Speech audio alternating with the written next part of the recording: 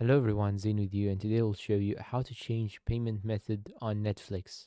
Now, the first thing that you should do is to simply go and open your browser. Then you want to search for Netflix.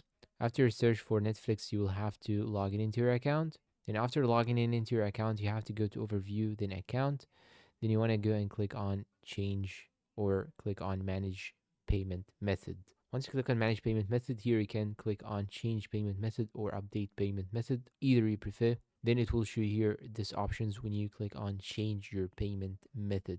You have debit, credit card, mobile bill, PayPal, and any other payment methods. And you can even redeem a gift or promo code in order to increase the money that you will get or decrease the money that you will pay. And after that, you'll have to enter the credentials, the card number, expiry date, CVV, name on card, then click on save. And that's all for today's video. If you find it helpful, please support us with like, subscribe, comment, share. Thank you for watching and goodbye.